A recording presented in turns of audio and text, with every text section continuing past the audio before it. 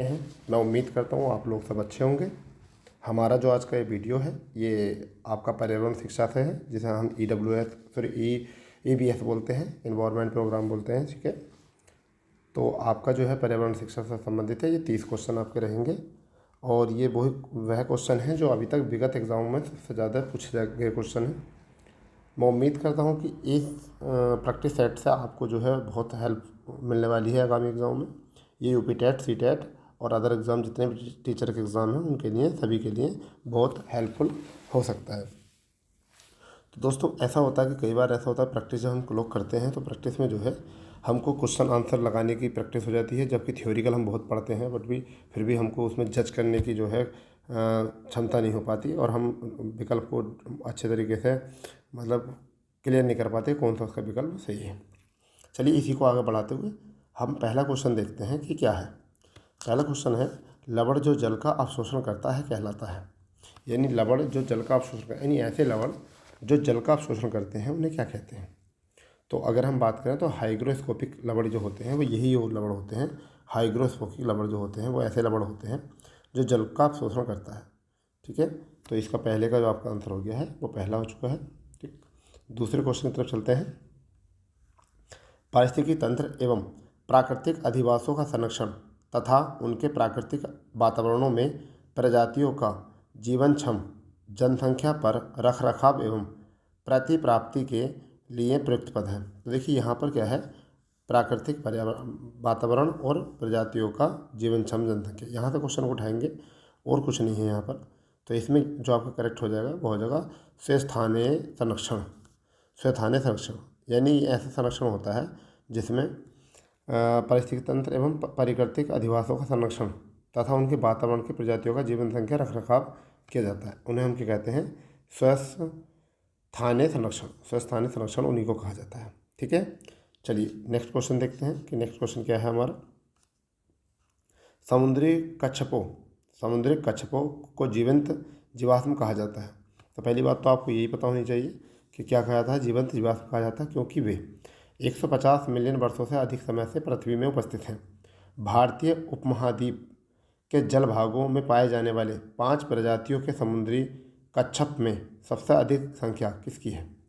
सबसे अधिक संख्या किसकी है। तो पहला ऑप्शन है कैनेप्स रिडले, दूसरा है लागर हेड, तीसरा है आपका ऑलिव रिंडेले और चौथा है आपका फ्लैट बैक। तो इसका करेक्ट आंसर हो जाएगा ऑलिव रिंडेले। ऑलिव रिंडेले जो है वो सबसे अधिक संख्या प्रजाति पाई जाती है समुद्रों में। ठीक है, ये उपमहाद्वीपों भारतीय उपमहाद्वीप में जलभागों में पाए जाने वाला 5 प्रजाति समुद्री कच्छप में सबसे अधिक पाया जाता है। ठीक है, नेक्स्ट में देखते हैं क्या है। विश्व उष्मायन के लिए निम्न में से कौन सा एक कारक है। विश्व उष्मायन के लिए निम्न में से कौन सा एक कारक है, यानी कि विश्व में उष्मायन यानी कि हीटिंग पावर जो होती है वो किसके लिए जाता है। तो पहला ऑप्शन है वाहनों से निकली गैस, पेड़ पौधों से निकली गैस, भट्टियों से निकली गर्म हवा, रसोई घर।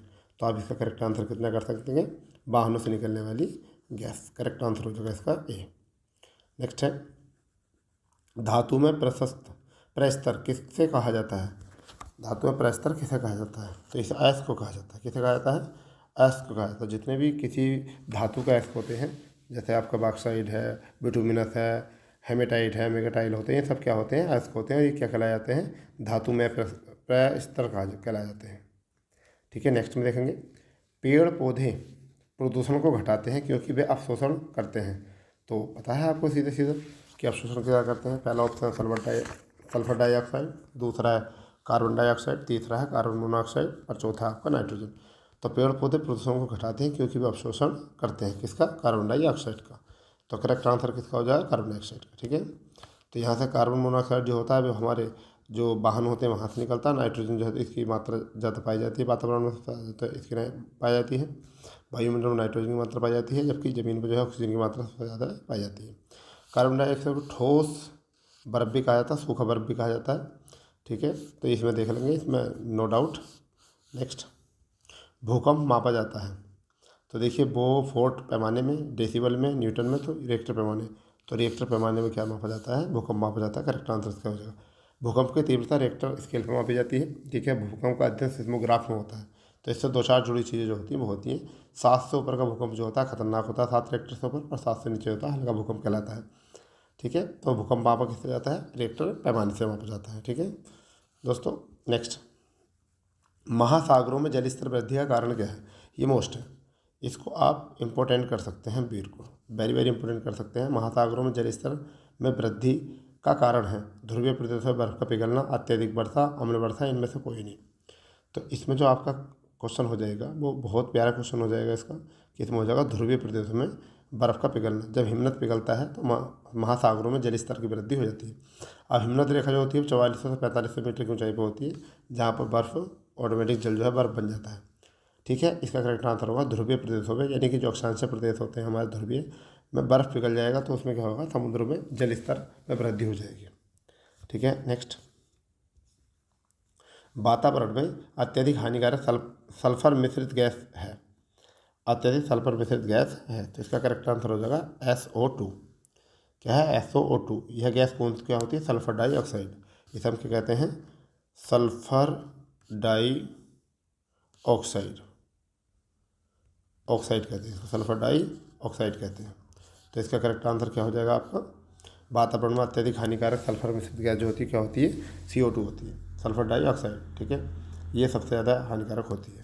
नेक्स्ट में देखेंगे, नेक्स्ट है वायु प्रदूषण को कम किया जा सकता है, यानी कि किसके द्वारा वायु प्रदूषण को कम किया जा सकता है? यहाँ से वृक्षों द्वारा, मछलियों द्वारा, जंतुओं द्वारा, सूर्य प्रकाश द्वारा।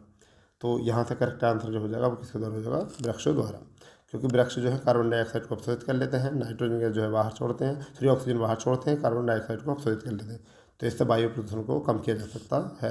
ज़्यादातर ऐसे ही होता है कि रोड के किनारे पर जो सड़क किनारे होते हैं, हाईवे होते हैं, उनके किनारों पर जो है वो वृक्ष लगाए जाते हैं, जिससे कि वायु प्रदूषण को कम किया जा सके और ध्वनि और डेसिबल जो होता है उसको भी कम किया जा सके, जिससे कि क्या हो कि आने वाले टाइम में जितने भी पॉल्यूशन वाले एरिया होते हैं उनको कवर किया जा सके। ठीक है, और पॉल्यूशन में की मात्रा जो है कम होता है। इसका आंसर हो जाएगा आपका वृक्षों द्वारा। ठीक है। नेक्स्ट, विश्व पर्यावरण दिवस मनाया जाता है। विश्व पर्यावरण दिवस मनाया जाता है, ये क्वेश्चन सबको आता है, 5 जून को मनाया जाता है। ठीक है, अभी अगर हम बात करें तो 1972 में ये स्कॉटलैंड में आयोजित किया गया था सर्वप्रथम बैठक पर्यावरण के मुद्दों को लेकर। और जब से जो है पर्यावरण दिवस के लिए लोगों को जागरूक किया गया, विश्व पर्यावरण दिवस के रूप में लोगों को जागरूक किया गया पर्यावरण से होने वाली समस्याओं को देखते हुए। नेक्स्ट में देखेंगे, सूर्य के हानिकारक किरणों से पृथ्वी का कौन सा स्तर सुरक्षित रहता है? सूर्य के हानिकारक किरणों से पृथ्वी का कौन सा स्तर सुरक्षित रहता है? तो इसमें क्वेश्चन हो जाएगा आपका आयन मंडल, ओजोन स्तर और क्षोभ मंडल और तो आपने देखा होगा ओजोन मंडल, ओजोन परत जो होती है वो हमारे वायुमंडल में होती है, और वायुमंडल में कौन सी होती है? समताप मंडल में, जो सूर्य से आने वाली पराबैंगनी किरणों को अवशोषित कर लेती है। ठीक है, और हमारे जो है पृथ्वी का सुरक्षा कवच के नाम से भी जानी जाती है ओजोन परत। ठीक है, तो ये हमारा क्वेश्चन हो गया। यहाँ पर है सूर्य से हानिकारक किरणें, जिन्हें हम कहते हैं कि सूर्य से निकलने वाली पराबैंगनी किरणें, उनको जो है अवशोषित करने का काम जो करती है वो कौन करती है? ओजोन स्तर करती है, जोन परत करती है। ठीक है। नेक्स्ट क्वेश्चन है, किसी जगह के फ्लोरा एंड फैना सूचित करते हैं, यानी फ्लोरा और फैना यानी जंतु और पेड़ पौधों को करते हैं। फ्लोरा और फैना जो है जंतु और पेड़ पौधों की है करते हैं। तो इसका करेक्ट आंसर क्या हो जाएगा? पेड़ पौधे एवं जंतुओं को। ठीक है, फ्लोरा और फैना ये किसको है? ये एक प्रकार की वनस्पति होती है, इसको अवशोषित सॉरी इसके नाम से जाने जाते हैं। क्या है? पेड़ पौधे एवं जंतुओं को फ्लोरा एंड फैना के नाम से जाना जाता है। ठीक है। नेक्स्ट में देखेंगे, पारिस्थितिकी तंत्र का उदाहरण है। पारिस्थितिकी तंत्र का उदाहरण तो तालाब एक क्या है? पारिस्थितिकी तंत्र का, क्योंकि तालाब में जो है मछली, शैवाल, मृदा, ठीक है, और बहुत सारी चीज़ जो है आपकी प्रजाति पाई जाती हैं, और इसी को कहते हैं पारिस्थितिकी तंत्र। ठीक है। नेक्स्ट में देखेंगे क्या है, कौन जीवीय कारक नहीं है? कौन जीवीय कारक नहीं है? तो इसमें देखना है कौन जीवीय कारक नहीं। तो प्रस्तर जो है जीवीय कारक नहीं है, क्योंकि पेड़ पौधे जीवीय कारक होते हैं, जंतु भी कारक होते हैं, सूक्ष्म जीव भी होते हैं। तो प्रस्तर जो होते हैं वो क्या होते हैं? ये अजैविक कारक होते हैं। कैसे होते हैं ये? अजैव कारक, सॉरी अजैव कारक होते हैं। कैसे कारक होते हैं? ये अजैव कारक होते हैं, जबकि सब क्या होते हैं? जैविक कारक होते हैं। ठीक है। नेक्स्ट में देखेंगे, अधिकतर पेड़ पौधे पाए जाते हैं। अधिकतर पेड़ पौधे पाए जाते हैं, तो स्थलमंडल में अधिकतर पेड़ पौधे पाए जाते हैं। कहाँ पर? वायुमंडल में गैसा पाई जाती है, जलमंडल में जल पाया जाता है, प्रकाश मंडल में प्रकाश पाया जाता है। तो इसका करेक्ट आंसर क्या हो जाएगा? स्थलमंडल में। नेक्स्ट है, अन्य मृत जंतुओं पर निर्वाह करने वाले प्राणियों को क्या कहते हैं? जो अन्य मृत जीवों जंतुओं पर निर्वाह करने वाले प्राणी होते हैं उनको क्या कहते हैं? तो इसका करेक्ट आंसर जो हो जाएगा वो आपका हो जाएगा स्कैवेंजर। कौन होते हैं? स्कैवेंजर। स्कैवेंजर क्या होते हैं? मांसाहारी और शाकाहारी दोनों होते हैं। जो पर्यावरण, मृत जीव जंतु और मृत पेड़ पौधों से अपना भोजन बनाते हैं, जैसा मक्खी हो गया, गिद्ध हो गया। इसके अंतर्गत कौन से आते हैं? मक्खी और गिद्ध इसके अंतर्गत आते हैं। मक्खी और गिद्ध इसके अंतर्गत आते हैं, जिन्हें हम कहते हैं स्कैवेंजर। ठीक है, तो इसका करेक्ट आंसर क्या हो जाएगा? सी विकल्प। नेक्स्ट है CNG संक्षिप्त रूप क्या है? CNG का संक्षिप्त रूप पूछा जाता है ज़्यादातर, तो इसका करेक्ट आंसर हो जाएगा कंप्रेस्ड नेचुरल गैस। इसका करेक्ट आंसर क्या हो जाएगा? Compressed natural gas. ठीक है, अब CNG में जो होता है 200 से 250 किलोग्राम वर्ग सेंटीमीटर की दबाव से भरी जाती है। 200 से 250 किलोग्राम वर्ग सेंटीमीटर के हिसाब से भरी जाती है। कितने से? 200 से 250। ये भी याद रखना है, क्योंकि कई बार यहाँ से प्रेशर पूछ जाता है। CNG में मीथेन, इथेन और प्रोपेन होती है, यानी कि मीथेन की प्रधानता ज़्यादा होती है। CNG में किसकी प्रधानता ज़्यादा होती है? मीथेन की प्रधानता सबसे ज़्यादा होती है, आपको पता होनी चाहिए। जबकि ब्यूटेन की जो होती है किसमें होती है? LPG में। ठीक है, ये प्राकृतिक तरल गैस होती है, इसलिए इसको सबसे ज़्यादा पूछा था। हल्की गैस होती है, पोल्यूशन कम करती है आज के टाइम में। ठीक है, इसी का प्रयोग ज़्यादा किया जा रहा है, और ये ज्वलनशील गैस होती है। ठीक है, नेक्स्ट देखेंगे क्या है। निम्न में से कौन विश्व उष्मायन का कारण है? कौन उसमें कारण है? तो इसका आपका जल प्रदूषण, मृदा प्रदूषण, वायु प्रदूषण और ध्वनि। तो करेक्ट आंसर हो जाएगा इसका वायु प्रदूषण। वायु प्रदूषण वह स्थिति होती है जिसमें क्या होता है? अवांछनीय गैस अधिकतम मात्रा पाई जाती है। ठीक है, तो इन्हीं को हम क्या कहते हैं? जैसे ग्लोबल वार्मिंग कहते हैं, वैश्विक उष्मा को क्या कहते हैं? Global warming. क्या कहते हैं जी? ग्लोबल वार्मिंग समस्या पैदा होती है। नेक्स्ट में, महासागर ने पृथ्वी पृष्ठ के अधिकांश जगह को आवृत किया है, जो है लगभग यानी कितना? 3/4, यानी कि ज़्यादातर जो है महासागर कितने भाग पर? पृथ्वी के 3/4 में। ठीक है, कितने भाग में? 3/4 पर भाग पर है, जबकि महासागरों का जो विस्तार है वो 2/3 भाग पर है। ठीक है, स्थलमंडल में। तो इस चीज़ को, जिसमें नदी, सागर, महासागर, बहुत सारी चीज़ें इसमें जो है शामिल है। नेक्स्ट, स्टेलेक्लाइट एवं स्टेलेमैगाइट में निक्षेपण होता है। तो ये दो चीज़ें हैं, इनके बीच में किसका निक्षेपण होता है? सी, कैल्शियम कार्बोनेट का निक्षेपण होता है। किसका होता है? कैल्शियम कार्बोनेट का निक्षेपण होता है। नेक्स्ट, निम्न में से कौन वायु प्रदूषण का एक उदाहरण है? निम्न में से कौन एक वायु प्रदूषण का उदाहरण है? तो यहाँ पर क्या है? पहला विकल्प धुआं और कुहासा, दूसरा विकल्प है वाहनों से निकलने वाली गैस, तीसरा है जलती हुई लकड़ी या चारकोल का, और उपरोक्त सभी। तो इसका करेक्ट आंसर क्या हो जाएगा? उपरोक्त सभी। आपको पढ़कर लग रहा होगा, एहसास हो रहा होगा कि इसका करेक्ट आंसर क्या हो जाएगा? वो हो जाएगा उपरोक्त सभी। नेक्स्ट है, भारत तथा दूसरे देशों में प्रदूषण को रोकने के लिए बनाए गए नियम का प्रयोग किया जाता है। तो क्या है आपका इसका करेक्ट आंसर कि नियम कौन सा है? तो पहला हो गया कागज़ के थैले, प्लास्टिक के थैले, नायलॉन के थैले और चमड़े के थैले। तो इसमें क्या है आपका? प्लास्टिक के थैले। करेक्ट आंसर क्या हो जाएगा? प्लास्टिक के थैले। नेक्स्ट, हवा में उपस्थित ऑक्सीजन का प्रतिशत लगभग कितना होता है? मोस्ट क्वेश्चन इंपॉर्टेंट कह सकते हैं क्वेश्चन को। हवा में उपस्थित ऑक्सीजन का प्रतिशत है लगभग, तो कितने प्रतिशत जो होता है वो होता है? तो इसमें होता है 21%। ऑक्सीजन कितना होता है? 21, यानी कि ये आपका वायुमंडल में आ गया। जैसे वायुमंडल में नाइट्रोजन होती है 78% और ऑक्सीजन होती है 21%, लगभग हम बता रहे हैं। और कार्बन डाइऑक्साइड जो होती है 0.03% और शेष जो होती है 0.97%। तो उन्हीं में से कौन थी? 21% जो है वो ऑक्सीजन है। ठीक है, सबसे ज़्यादा जो होती है वो क्या होती है? नाइट्रोजन होती है। नेक्स्ट, परम तापमान पैमाना कौन सा होता है? परम तापमान पैमाना कौन सा होता है? तो इसका होता है केल्विन।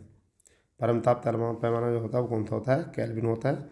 ठीक है, परम ताप T 1 बराबर जो होता है केल्विन होता है 273 सेल्सियस। ठीक है, नेक्स्ट में देखेंगे, प्रकाश संश्लेषण संपादित होता है। प्रकाश संश्लेषण संपादित होता है, तो इसमें है सभी पौधों द्वारा, सभी जंतु और पौधों द्वारा, सभी हरे पौधों द्वारा। तो यही करेक्ट इसका आंसर, सभी हरे पौधों द्वारा। ठीक है, नेक्स्ट है, निम्न में से कौन सी अंतर्राष्ट्रीय संस्था पूरे विश्व में पर्यावरण सुरक्षा की देखभाल करती है? पर्यावरण सुरक्षा की देखभाल करती है, तो इसका करेक्ट आंसर जो होगा वो होगा आपका UN। हम इसे कह सकते हैं UN अंतर्राष्ट्रीय संस्था पूरे विश्व को पर्यावरण सुरक्षा की देखभाल करती है। WHO अंतर्राष्ट्रीय विश्व, ये जो है WHO क्या है? ये अंतर्राष्ट्रीय विश्व संस्था है जो स्वास्थ्य देखभाल करती है। WWF जो है और PETA ये क्रमशः लुप्त प्रजाति WWF और पैटा जो है वन्यजीव संरक्षण के लिए जाना जाता है। तो ये अलग अलग है, परंतु हमारे इससे करेक्ट आंसर क्या हो जाएगा? D हो जाएगा। ठीक है, नेक्स्ट में देखेंगे, कीटनाशकों को क्या अत्यधिक इस्तेमाल से होता है से होगा?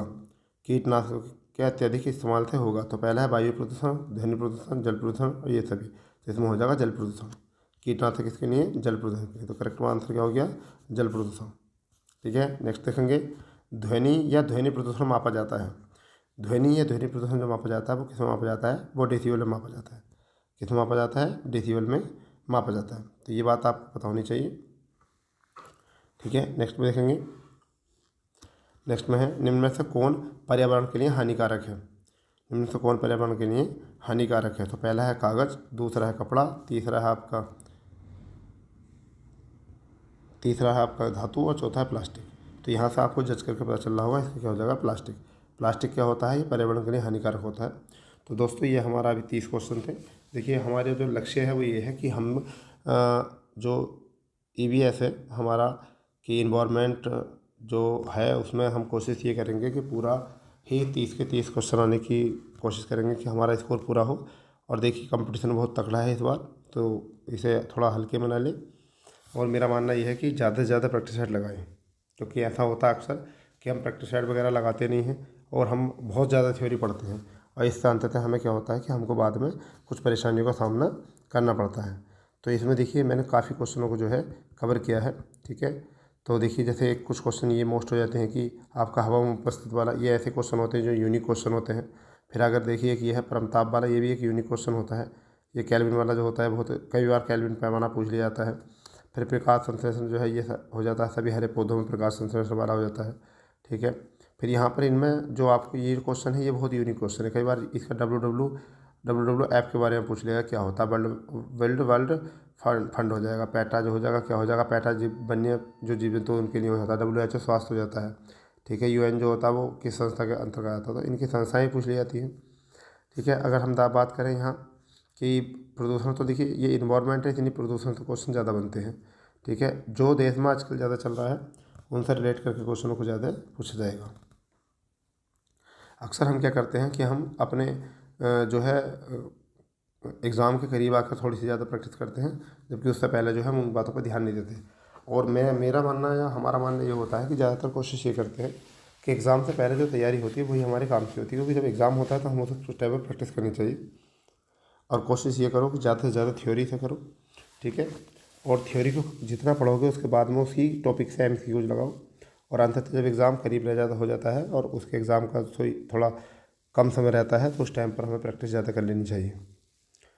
तो हमारी जो है लगातार ये सीरीज़ चलेगी, जिसमें हम कोशिश करेंगे कि UP टेट, CTET और जितने भी अदर एग्ज़ाम हैं अदर स्टेट के जो टीचर के हैं उनमें हमारे वीडियो जो है ये आपको सहायता पहुँचाएँ। क्योंकि ऐसा होता है कि अगर हम वीडियो एक बार देखेंगे तो हमें उससे कुछ बातों का जज हो जाएगा। फिर अगर हम दूसरी कोई वीडियो देखेंगे, दूसरी बार अगर वीडियो देखेंगे तो उससे क्या होगा, हमें कुछ बातें और याद होंगी, क्योंकि एक बार में जो है सारी बातें याद नहीं होती हैं। क्योंकि कुछ बच्चों की मेमोरी ऐसी होती है कि वो उनको एक बार में ही सारी बातें समझ में आ जाती हैं, और कुछ बच्चों को थोड़ा सा और ज़्यादा मेहनत करना पड़ता है समझने के लिए बातों को। ठीक है, कई बार बच्चों के सामने दिक्कत आती हैं। ठीक है, तो देखिए हमें कामयाब होने के लिए बहुत सारे पड़ावों से गुजरना पड़ता है। कुछ उन पड़ावों से पार कर जाते हैं, कुछ उन पड़ावों से परेशान होकर अपनी पढ़ाई को रोक देते हैं, परंतु रोकना नहीं है। ठीक है, क्योंकि हमारा लक्ष्य है आपको अधिकारी बनते हुए देखना। आप अच्छे से अच्छी तैयारी करो और अच्छे से अच्छी पोस्ट पर पहुँचो। अभी हाल ही में BO का विज्ञापन आने वाला है जो UP PTS के अंतर्गत आता है, उसमें भी काफ़ी अच्छी पोस्ट आती है। तो आपके पास काफ़ी ऑप्शन है। ठीक है, अब देखिए चुनाव बिल्कुल करीब हैं, तो कोशिश की जा रही है, अनुमान ये लगाया जा रहा है कि शायद प्राइमरी में और जूनियर लेवल में जो है कुछ वैकेंसी आए, और प्राइमरी में कुछ ऐसा लग रहा है कि 51,000 प्लस वैकेंसी आएंगी।